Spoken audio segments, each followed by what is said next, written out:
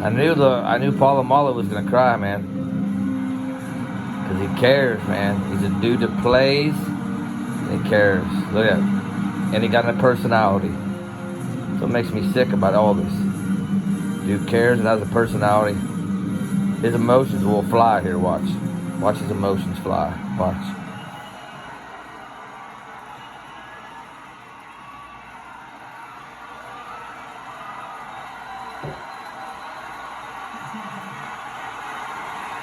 I love the Steeler Nation, baby. That's why we got it on our arm. Best you ever seen. I don't care what anybody says. Fan-wise, we're all in.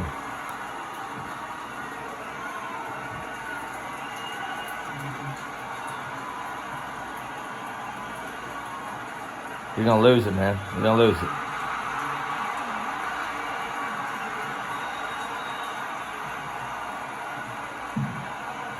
Thank you, guys. Thank you. Congratulations to the class of 2020, class of 2021, and welcome back to fellow Gold Jackets. Your presence, without a doubt, is most definitely felt. Thank you for being here. I love football. I love football. It was my entire life since as long as I can remember. I fostered an obsession with the game early on that I modeled after meticulous regiments of some of the greatest artists of past. Dickens, Beethoven, Demostheni.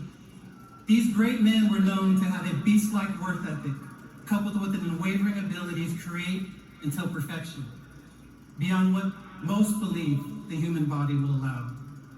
To me, that's what it takes from being ordinary to extraordinary. It is the willingness to push beyond what the brain says to the body is possible and create a new order of boundaries for oneself. It is the ability to learn from greatness around you and curate for yourself a unique version of their efforts.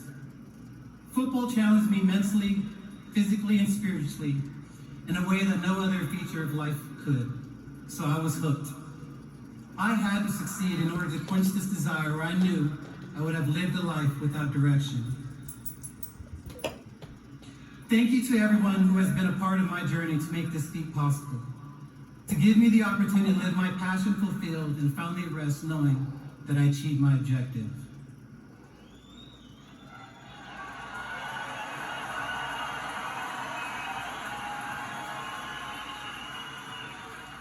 I come from a culture where discipline, humility, and respect are not only the foundation to our survival, but the key to our existence.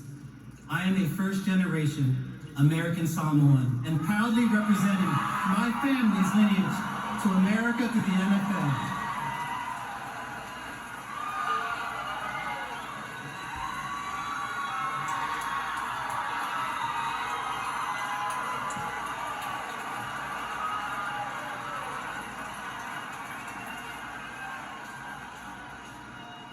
My Uncle Kennedy instilled in me, who's a current running backs coach for the Minnesota Vikings. He instilled in me an authentic respect and passion for the game.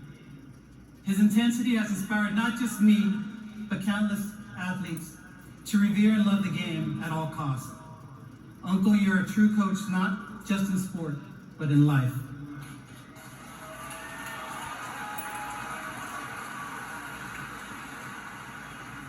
My first real introduction to the NFL was at our first full padded practice when Hines Ward and I hit. Listen, it was my legs that subsequently buckled, and he held me up like a toddler and said, "I'm not like any other wide receiver." No doubt, Hines, I look forward to sharing the stage with you one day. Get him in, 8'6". Let's get him in. My locker partner and mentor, unfortunately, was a Notre Dame running back, whose name doesn't need to be mentioned. Jerome, I know you wish you could have been here, but your life experience and knowledge spoke a language that I was accustomed to from my older brothers and cousins that looked out for me. Thank you so much. The patriarch of Steelers football, Joe Green. He defined a standard that we would all struggle to emulate decades later. When Joe was at the front office, the scouting department, elated for a defensive prospect, sought Joe's approval. He wouldn't give it because this prospect didn't properly retaliate when slapped. This story planted deep in my psyche. When a rival opponent stood over me during a game, let's just say the NFL made more money that day. No matter how times have changed, as Coach Tomlin often says, the standard is the standard. Right. My rookie year was a challenge. I couldn't make a play of any significance. I recall reading the newspaper earlier in the season labeling me a first-round bust. When I vowed not to read any sports column hoping it would somehow change, Mr. Dan Rooney approached me before our very last game and said, "Don't pay attention to what they're saying about you. I think you're doing fine." I said, "Mr. Rooney, they're still talking bad about me?"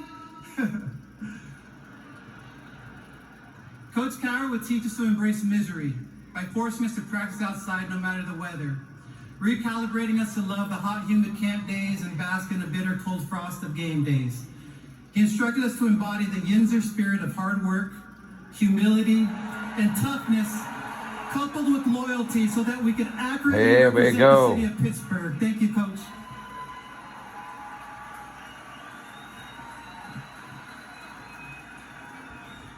Mike Logan, the starting safety my rookie year, shared his full knowledge of the game, wholeheartedly showing a level of humility that helped shape my career.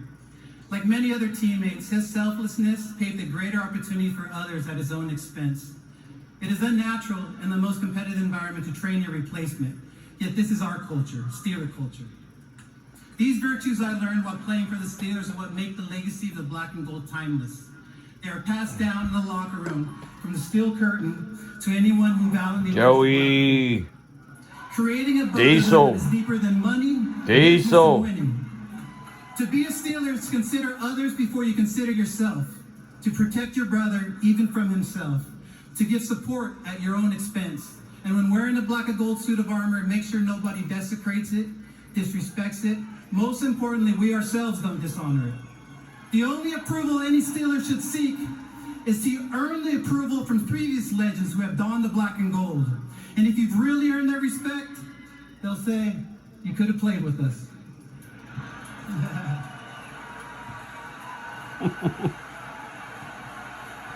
What I truly appreciate about the Steeler way is that James, I see you, big dog. Family, a culture based on the essential virtues any person respects and honors: humility, passion, resilience, service, and legacy. Being the youngest son, brother, cousin, and nephew leaves me with a lot of older siblings, moms, and dads. They've given me everything anyone could have possibly given, mentally, physically, and spiritually. I never had to ask for anything. I was nourished by everyone in every way. Living with different ethnicities, traditions, ideologies left me little to say or ask for. I've lived and learned from all my heroes. But like most young people, I also admired all of these amazing athletes that have influenced their sport and culture, and even world history. Beautifully, divinely inspired lives where sports served as the pulpit. Patriarchs of culture and sport, leaders. We all know and aspire to have those qualities. What better person teaches the game of football than Hall of Fame defensive coordinator Dick LeBeau? 6 of our 11 years together, our team led the NFL in total defense. To be drafted by Hall of Fame coach Bill Cowher. To observe the development of another Hall of Fame coach in Mike Tomlin. I had a Hall of Fame college coach at USC. My strength conditioning coach was Mark Marinovich, and I even had Tom Brady's body coach, Alex Guerrero. Some would say that I was destined for me to stand before you tonight and accept this achievement. I would agree. I've received spiritual guidance from a saint, and for those who know my wife, Theodora, truly understand how blessed I am. Baby, thank you. Seems so disingenuous. I love you. Please forgive me for not always being a Hall of Fame in every aspect of my life. Boys, the best thing I could do for you guys is love your mother. I love you guys. Thank you. Thank you for holding me accountable. I'm a follower, everyone's little brother, nephew, son. I love and thank God for my life because I have all of you in my family, the biggest family in the world, Steeler Nation. Thank you.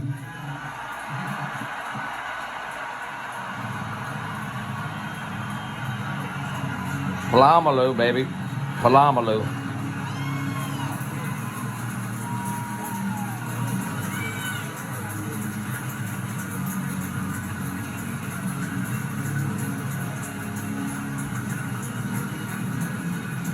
He made us watch on Sundays, man. He showed up every Sunday, yo. Palamalu, 43. Remember,